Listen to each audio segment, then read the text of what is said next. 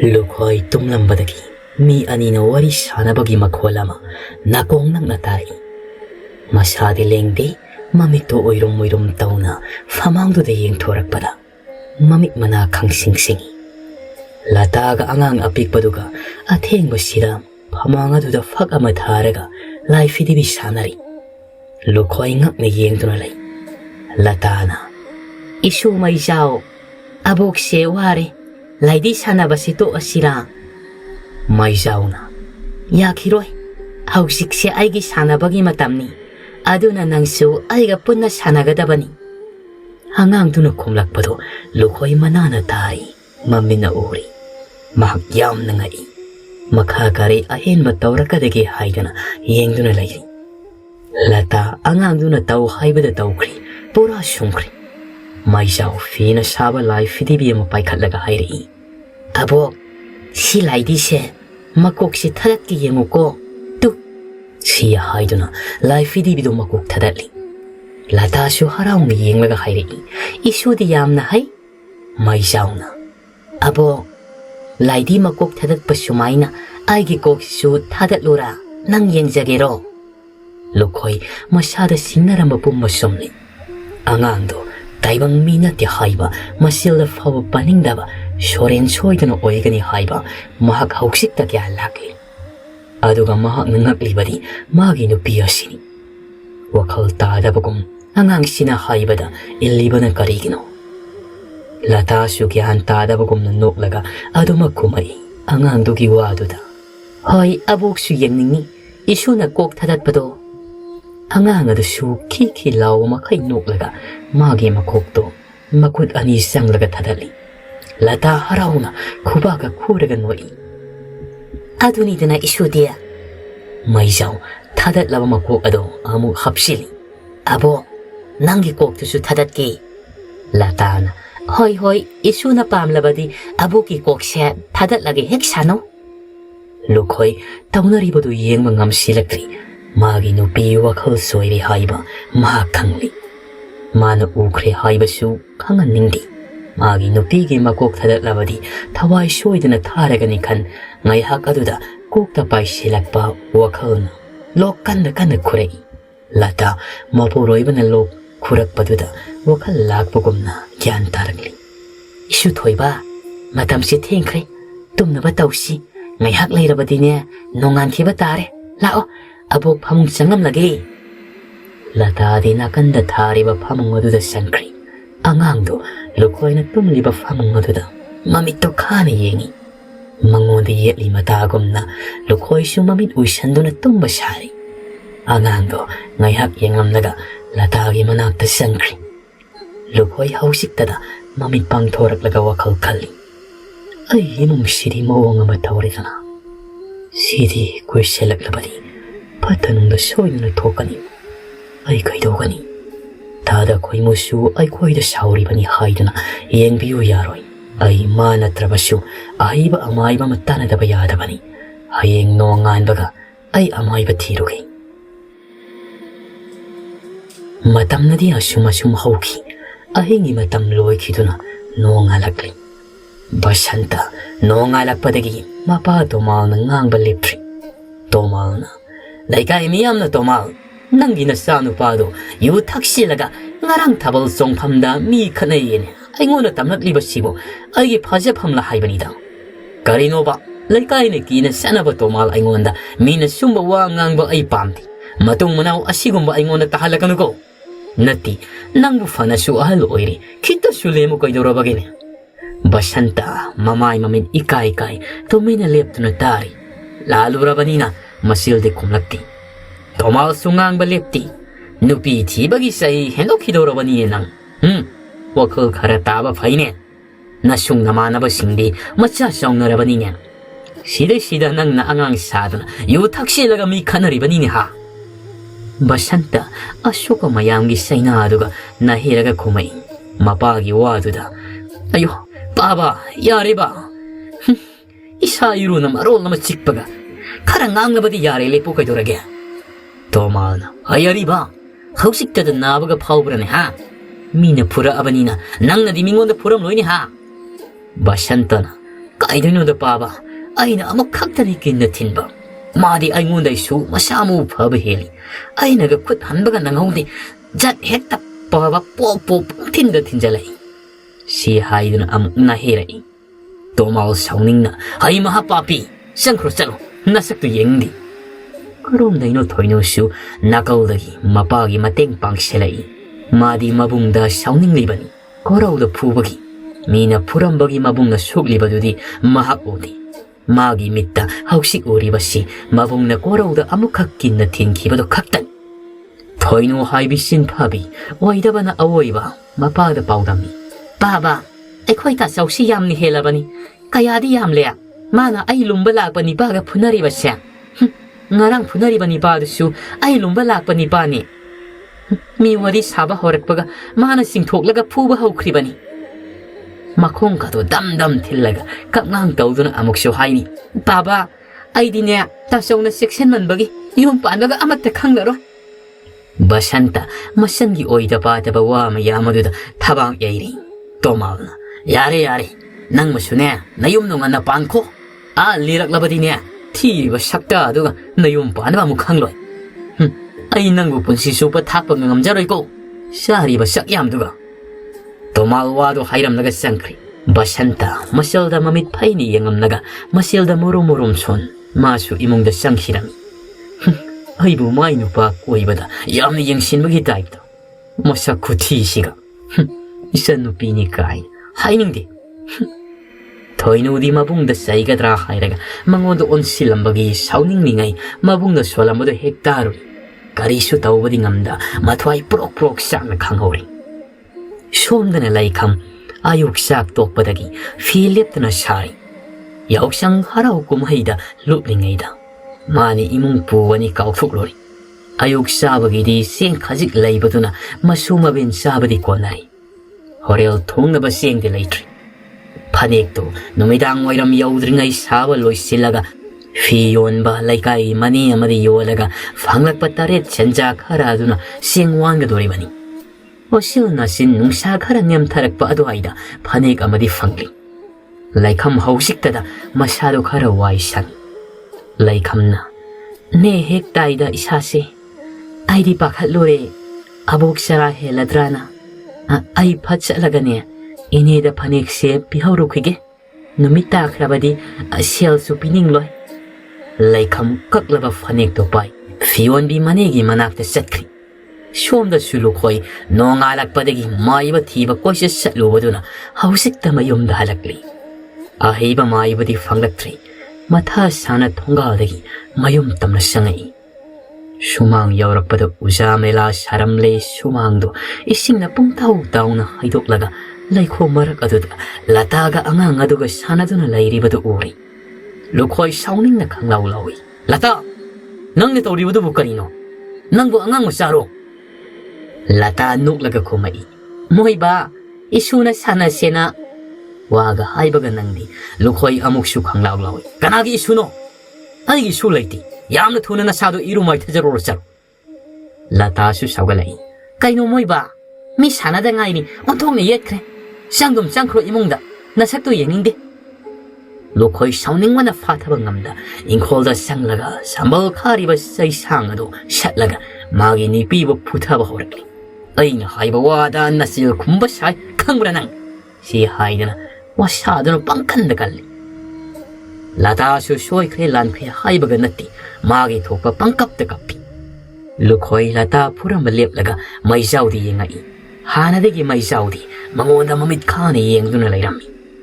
Lukhoi sauningna ngamit kada adumaini yengakan. Nangbu kanano ha? Ai khoi bu saba laklibara nang. Maisau mamito khane yenglaga asumna hayagi. Mani aidi noi saba lakpani. Noi ani hatlabadi laikai yumthong pumba aina sangba phangdoribani. Aina tawningwada tawba yadoribani. Aina pandoribani. Aidi noi saba laklibani. Si hairamlaga apikpa angang oina lairambadagi ahal amagi sabando onthoraklaga lukhoi tamna songselai. Lukhoi su adumne hek tawrakani khaludabana sem saudri. Fatraba thawaiduna lukhoi gi pambongi unsaduda khutchinna kholi. Khangbra nang aingwada yamna yetkhodana.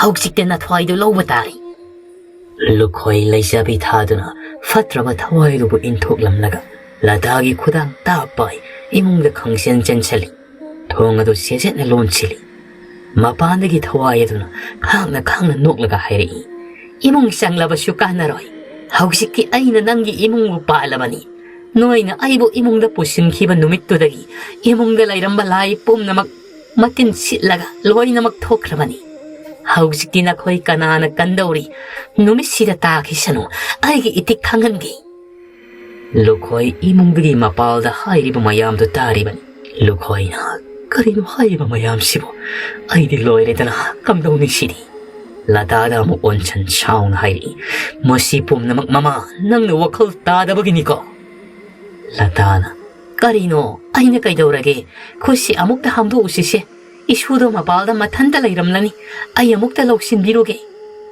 Lukhoi ꯁꯥꯎꯅ ꯃꯃꯥ ꯅꯪ ꯉꯁꯤꯗꯤꯅꯦ ꯑꯩꯒꯤ ꯈꯨꯠꯇ ꯁꯤꯕ ꯁꯣꯏꯔꯣꯏ ꯂꯨꯈꯣꯏ ꯃꯈꯥꯗ ꯐꯝꯊ ꯃꯀꯣꯛꯇꯣ ꯄꯥꯏꯗꯨꯅ ꯍꯥꯏꯔꯤ ꯂꯣꯏꯔꯦ ꯑꯩ ꯂꯣꯏꯔꯦ ꯊꯋꯥꯏꯁꯤ ꯃꯥꯡꯕ ꯇꯥꯔꯕꯀꯣ ꯑꯗꯨꯕꯨ ꯑꯩ ꯊꯧꯅꯥꯗꯤ ꯍꯜꯂꯣꯏ ꯅꯪꯅ ꯉꯝꯂꯦ ꯑꯩꯕꯨ ꯍꯥꯜꯂꯨ ꯑꯩꯅ ꯉꯝꯂꯦ ꯅꯪꯕꯨ ꯇꯥꯏꯕꯪꯁꯤꯗꯒꯤ ꯃꯥꯡꯍꯟꯒꯦ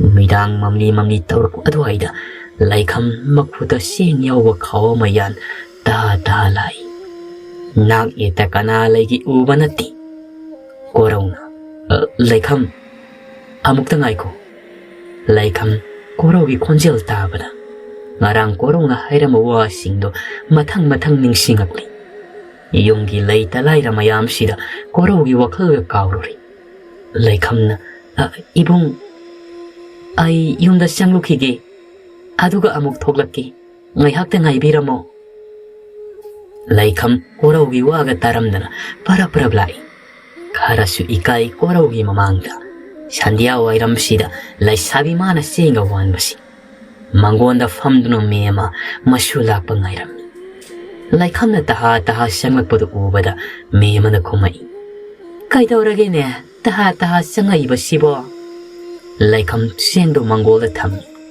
ꯃꯦ ꯑꯃꯅ ꯊꯦꯡꯉꯤꯗ ꯅꯪꯕꯨ ꯀꯗꯥꯏ ꯌꯧꯔꯨꯔꯒꯦꯅꯦ ꯂꯩꯈꯝꯅ ꯑꯕꯣꯛ ꯏꯅꯦꯁꯨ ꯂꯩꯔꯝꯗꯗꯅ ꯉꯥꯏꯔꯒ ꯂꯩꯔꯨꯔꯦ ꯑꯗꯣ ꯑꯕꯣꯛ ꯑꯩ ꯁꯤꯗ ꯃꯤ ꯑꯃ ꯉꯥꯏꯍꯧꯔꯤ ꯑꯃꯨꯛꯇ ꯊꯣꯛꯂꯨꯈꯤꯒꯦ ꯊꯨꯅ ꯂꯥꯛꯀꯦ ꯃꯦ ꯑꯃ ꯋꯥꯒ ꯍꯪꯕ ꯅꯪꯕ ꯅꯠꯇꯦ ꯆꯠꯈꯤꯕꯅ ꯍꯥꯜꯂꯤ ꯃꯦ ꯑꯃꯅ ꯏꯍꯦ ꯃꯁꯤꯗꯤ ꯉꯥꯎꯏꯗꯅ ꯋꯥꯒ ꯍꯪꯕ ꯅꯪꯍꯧꯗꯦꯗ ꯂꯩꯈꯝ ꯀꯣꯔꯧꯒꯤ ꯅꯥꯛꯇ ꯌꯧꯔꯗꯨꯅ ꯁꯣꯔ ꯊꯕꯦꯠ ꯍꯣꯜꯂꯒ ꯆꯪꯏ ꯀꯣꯔꯧꯅ ꯇꯞꯅ ꯂꯥꯛꯄ ꯌꯥꯗ꯭ꯔꯣ ꯑꯩ ꯑꯗꯨꯝ ꯉꯥꯏꯗꯨ ꯂꯩꯔꯁꯤꯗ ꯂꯩꯈꯝ ꯏꯀꯥꯏꯕꯅ ꯃꯃꯥꯏ ꯃꯃꯤꯠ ꯉꯥꯡꯁꯤꯜꯂꯤ ꯑꯗꯨꯏ ꯅꯠꯇꯦꯗ ꯃꯇꯝꯁꯤ ꯊꯦꯡꯂꯦ ꯇꯧꯅꯤ ꯀꯌꯥꯝ ꯀꯨꯏꯔꯒꯦ ꯏꯕꯨꯡ ꯂꯥꯛꯄ ꯀꯣꯔꯧꯅ ꯈꯖꯤꯛꯇꯤ ꯀꯨꯏꯔꯦ ꯅꯪꯅ ꯉꯁꯥꯏ ꯃꯌꯣꯝ ꯑꯃ ꯄꯥꯏꯔꯒ ꯆꯠꯈꯤꯕꯗꯣ ꯑꯗꯨꯒꯤ ꯃꯃꯥꯡꯗꯒꯤ ꯂꯥꯛꯂꯤ ꯂꯩꯈꯝꯅ ꯑꯗꯨꯗꯤ ꯀꯨꯏꯔꯦꯅꯦ ꯑꯩ ꯀꯧꯔꯛꯄ ꯌꯥꯗ꯭ꯔꯣ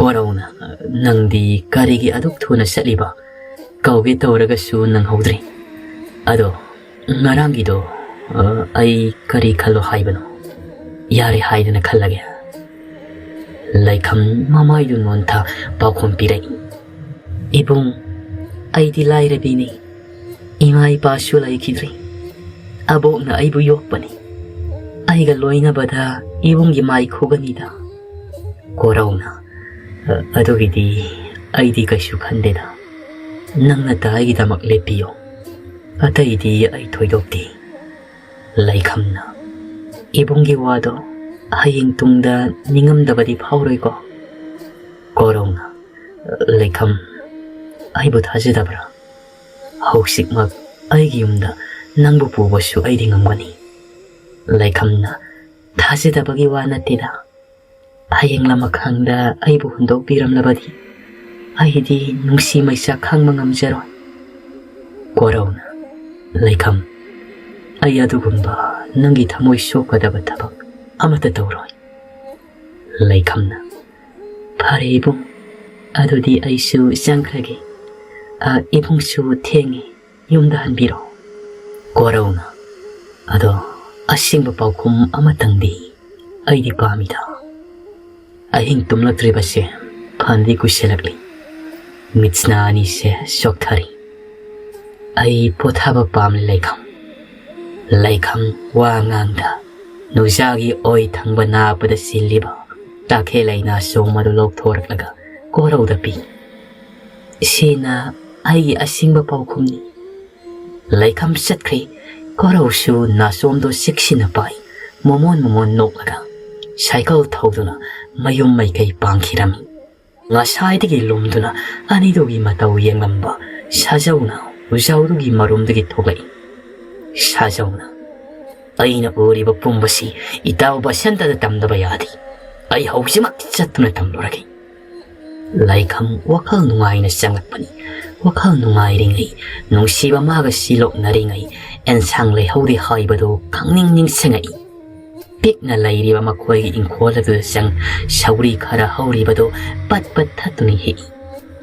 Asumne ensang heklingai magi tungda mi ama lepogumna masada phauri. Leikham mamaido fatlai thoraktuni yegi. Kanasu lairamdi. Hanadagi khara thosinna saurido amuk hei. Loiraga khongthang makhol thokna parap lai. Magi tungdagi su maga khongthang manna thanglaga kanagomba me inarakpagi makhol tarai. Leikham masada tusumi. Magi matung inaraklibasi kanano khanduna mamai laithoraktini. Adu kanasu amuk leiramdi. Asumni yengningai magi mangda kanagomba amana magi mapa lalaga satkibagumna mami ama satlanki. Leikham swai lawi mihuldu khangsong-songai. Khara thorapna makhongdo thangduna amuk lakli. Handak su kanagomba amana matung inarakpagi makhola muktarai. Leikham tung hanne yenglamdana emungda khangsen chenchali. Me mana kaidoragene nangna sela ibasibo kanana tanarakene subo. Leikhamna abo kanasu tanarakti. Me mana ha ngasai su waga hangbaga nanghaudi senkiba na hali. Nang ngasai mi ngai hawi haibaduna kanano. Leikham wa lolaga kumai. Tharogi manau nupi piyai nudunida. Kanasu nateda abo. Me mana haima madi karigi sanglaktribano ai khoida. Me mana mama na biyawrakpa adugi sangba nungaitrena sanglaktre. Leikham mabok na wa makha samtharaktrigai sakhomda sangai. Somda su sajau thabak leitabagumna numidang asida basantagi manakta lakli. Sajau sumangduda leptuna basantabu kauri. Itaw hoi itaw tarabadi mapalda amukta thoglao wa aruba ma leire. Pisak oina thoraklaga khumai. Sajau natro nangbo. Mani ine. Pisakna nungdang sida kaidoba lakliba. Ha nangbu kari aruba waga laigene. Sajauna ine yamna lukraba wani itawdo amukta kauthopiro. Pisakna natawda natrabasu aingonda haibadi yadro. Sajauna ineda haiba yaba wa natte tawnida. Khangjadre noina hagi wasi lao kakhalao magi kada laikhibani. Adudi ine ayamu ho sango. Sajau basanta ki kada sangai. Basanta magi famungda hiptuna lairammi. Itaw nasa khara kalabro. Basantana itaw laklibra. Sango isabudi khara thindoi. Ado nangbu kari lairagene nungdangsida. Sajau basantagi manakta phammi. Itaw ngaranggi nipa itawda phuramado. Leikhamga khungi ujau makhongda ngasai una hawine. Basanta mamit mana khangsingi. Koino itaw nang haisi asembrane. Sajauna asembani ni itaw imichina uraklabani. Leikhamna magi napada sinba nasong kato lauthoklaga nipa aduda piribani ni itaw. Basantana sumdi sumle ko itaw. Asi itaw aina amuk nangonda oidama nganghigadro. Basantana adudi nasomdo laukibra. Lauki itaw madi monda nungaina cycle ga thawraga satpipo. Basanta sawningmana masado loi. Itaw adudi ai kaidogani moibani na nungsinakhrabadi aidi kamdongna asuk kuina mabu nungsiraklibasi ariba taradra. Sajauna karigi arima tadoino. Amok tanga Leikhamda hairagi yeng. Yaraktraganani kari toksigedu khanasi. Basanta khumlaktri. Sauba henman khibana sorsauna holaga ayengba amadi yengduna lai. Ngasaidagi thongzil marumda lumlaga taramba. Thoinu magi kada laklaga saptra phudoko makai sauna ngangli. Leikham nangdi yamna ngamina. Nupadaga nasonga piradana adusu aina laige khalibani pada. Laira sudat nabi nang naso. Thoinu aibu singnaba sari. Aina kaidoraki haibadu yengu nang. Thoinu aibu singnaba khangoidrado. Iti khangange.